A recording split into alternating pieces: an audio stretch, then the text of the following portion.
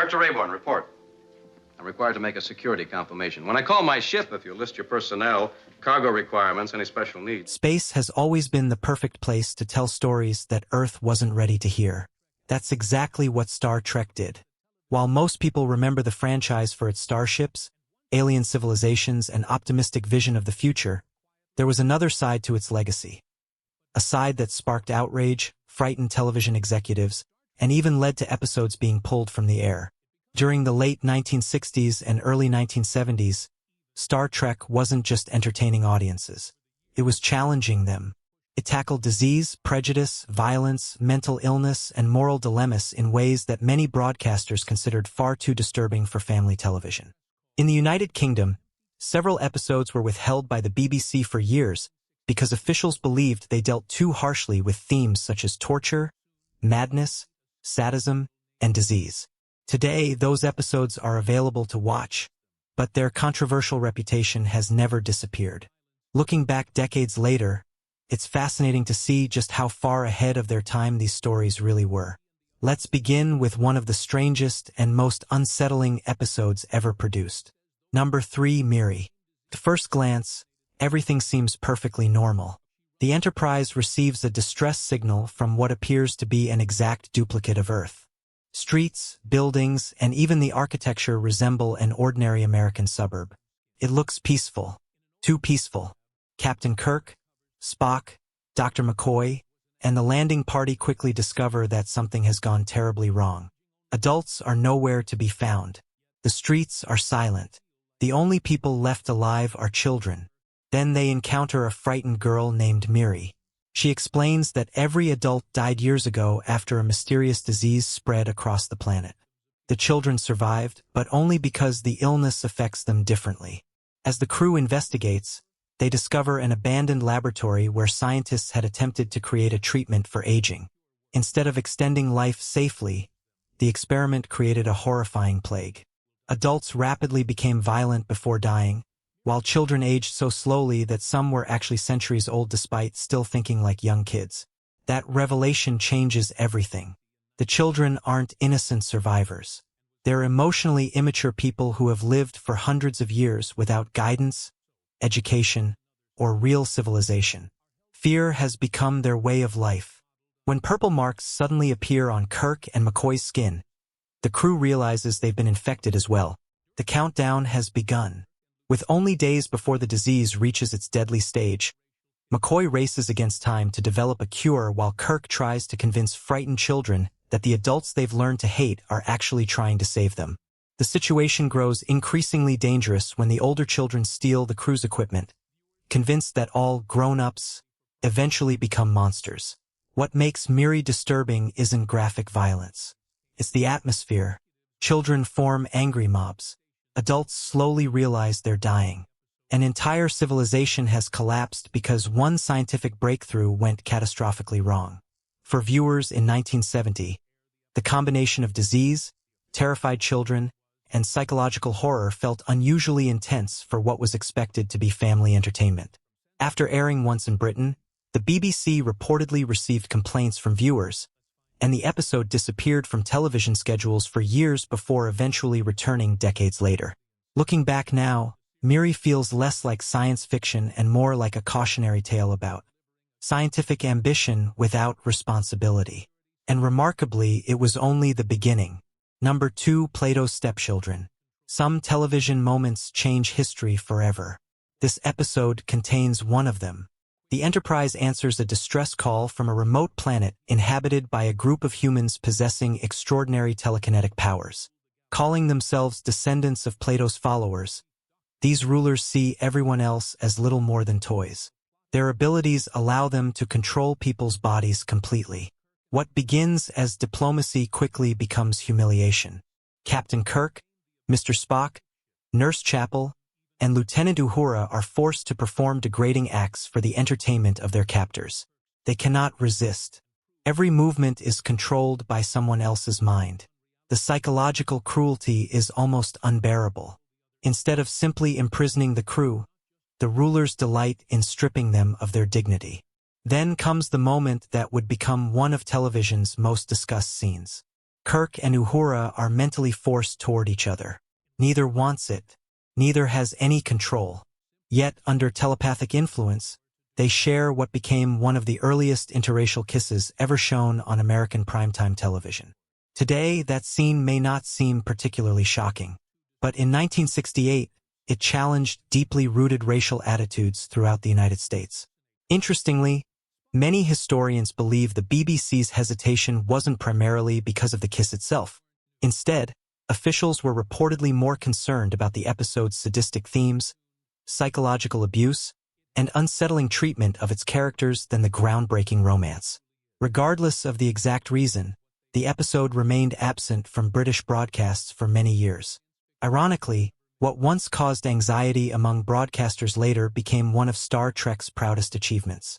The episode demonstrated that science fiction could quietly confront real social issues without delivering a lecture. Instead of preaching equality directly, it simply showed a future where diversity existed naturally aboard the Enterprise. That vision helped inspire generations of viewers. But if Plato's Stepchildren explored prejudice, the next episode explored something far darker. Number 1, whom gods destroy. Some villains seek power. Others simply enjoy chaos. Garth of Izar becomes both. Once celebrated as one of Starfleet's greatest captains, Garth is now imprisoned inside a remote psychiatric facility after descending into complete madness. When Kirk and Spock arrive with medical supplies, they expect a routine delivery. Instead, they discover that the patients have taken control. Garth now rules the institution. Even more frightening, he has acquired an alien ability that allows him to change his physical appearance into anyone he chooses. That single power transforms the episode into a psychological thriller. Nobody knows who they can trust. At any moment, Garth could become a doctor, a guard, or even Captain Kirk himself.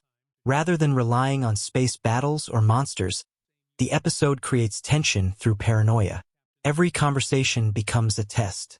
Every face becomes suspicious. As Garth's grip on reality slips further away, his behavior grows increasingly unpredictable.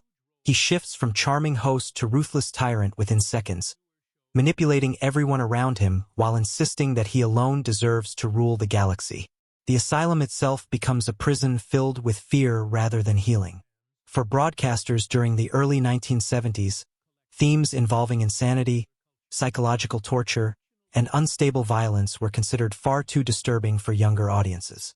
The BBC ultimately declined to show the episode during its original run, grouping it with several others considered unsuitable because of their focus on madness, torture, and disease. Today, Whom Gods Destroy stands as one of the franchise's earliest attempts to examine mental instability through science fiction. It asks an uncomfortable question. Can a legendary hero become history's greatest threat if they lose control of their own mind? For its time, that was a remarkably bold idea. But these controversial episodes didn't appear by accident. They were the result of one creator's determination to make science fiction more than simple entertainment. In the next part, we'll explore how Gene Roddenberry built Star Trek into a franchise that challenged governments, inspired scientists, influenced real-world technology, and continued pushing boundaries long after these controversial episodes first aired. The controversies surrounding Miri, Plato's Stepchildren, and Whom Gods Destroy weren't random accidents. They reflected something much bigger about Star Trek itself. From the very beginning, creator Gene Roddenberry believed science fiction should do more than entertain.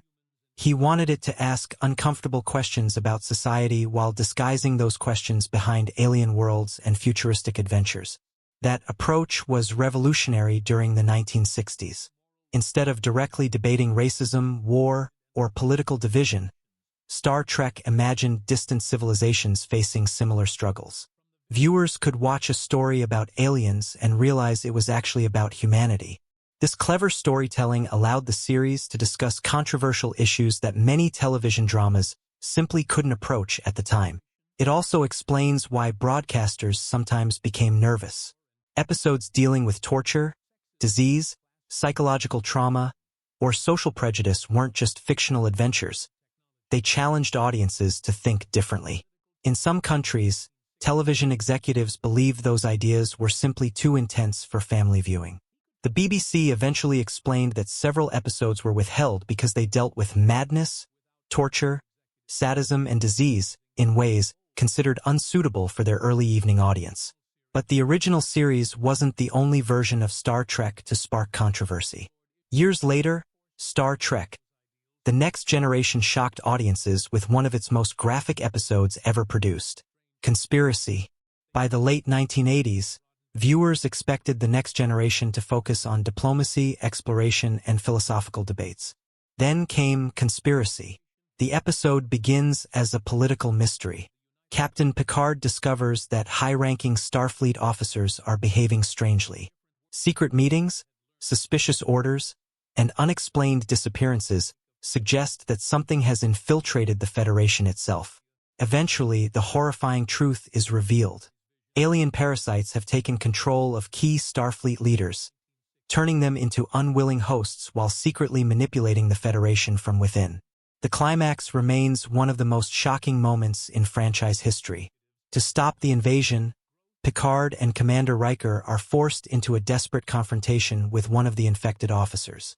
What follows is unlike almost anything audiences had previously seen in Star Trek. Practical effects depicting graphic body horror stunned viewers and pushed the boundaries of what network television normally allowed. Some broadcasters considered the episode too disturbing for younger audiences, and warnings accompanied certain airings. Even decades later, many fans still describe it as one of the franchise's most unsettling hours because of its unexpectedly gruesome finale. It proved that Star Trek could embrace horror without abandoning its thoughtful storytelling. Then another series challenged audiences in a completely different way. Rejoined. Unlike earlier controversies involving violence or disease, Deep Space Nine found itself at the center of a cultural debate. The episode follows Lieutenant Commander Jadzia Dax as she reconnects with a former lover from the previous host of her Trill symbiont. Although Trill society discourages rekindling relationships from previous lifetimes, emotions prove impossible to ignore. The story eventually leads to one of television's earliest same-sex kisses in a major science fiction series. By modern standards, the moment is remarkably restrained. But in 1995, it generated intense discussion. Several broadcasters and distributors hesitated to air the episode without edits, fearing backlash from conservative audiences. Others embraced it as another example of Star Trek using science fiction to encourage conversations about acceptance and equality. What makes the episode memorable isn't controversy alone. It's that the relationship is treated with dignity rather than sensationalism. Once again, Star Trek wasn't trying to provoke audiences simply for attention. It was asking whether prejudice still has a place in humanity's future. That question remains just as relevant today. And perhaps that's the franchise's greatest strength. For nearly 60 years, Star Trek has repeatedly challenged viewers to imagine a better version of society, not because it ignores humanity's flaws, but because it believes we can overcome them. Many ideas that once frightened television executives now seem completely ordinary. Interracial relationships, diverse leadership, women in command, global cooperation, scientific curiosity, respect for different cultures.